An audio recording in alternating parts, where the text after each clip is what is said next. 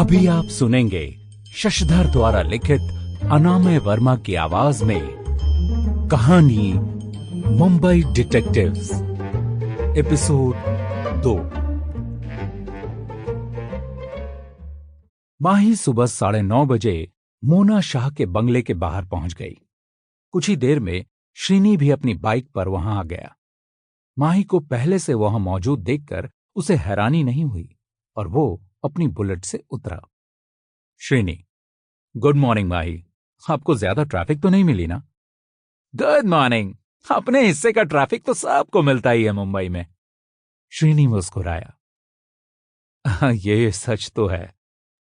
जल्दी पहुंचने से हम अक्सर हड़बड़ी और जल्दबाजी से बच जाते हैं और इस प्रोफेशन में जल्दबाजी के लिए कोई जगह नहीं है। ये कहते हुए माही ने अपनी घड़ी देखी। 9:45 बज गए थे। 10 मिनट बाद वो अपनी कार में बैठ गई और उसने कार शाह मैंशन के गेट के सामने पार्क करके हॉर्न बजाया। एक हट्टा कट्टा सिक्योरिटी गार्ड भागकर गेट पर आया। वो इशारे से कह रहा था कि माही हॉर्न न बजाए।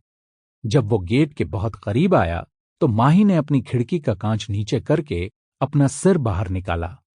मोना शाह और उनके पिताजी से 10 बजे की अपॉइंटमेंट है। जी, मुझे छोटी मेम साहब ने बताया था। आइए। पार्किंग करने के बाद माही और श्रीनी बंगले की तरफ चलने लगे। माही ने श्रीनी को देखा। सुनो, तुम कम से कम बात करना और ज्यादातर मुझे बातें करने देना, ओके? पर मोना को तसल्ली देते हुए शुरुआत तुम करना। अब ठीक है माही। बंगले के दरवाजे की घंटी बजाते ही मोना खुद उन्हें लेने बाहर आई। वो एक लंबी, गोरी और चश्मा पहनने वाली लड़की थी। श्रीनी ने माही को बताया था कि मोना एक होशियार विद्यार्थी थी। मोना ने श्रीनी को देखा और अपना सिर हिलाया। उसके चेहरे पर कोई हाव भाव नहीं थे। फिर उसने माही को देखा और उसे एक हल्की सी स्माइल देने की कोशिश की।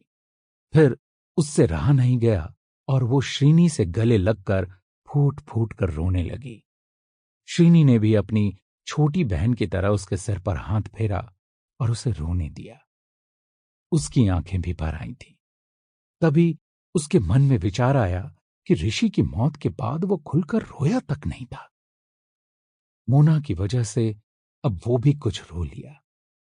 माही चुपचाप उन दोनों को देख रही थी। Sample complete. Ready to continue?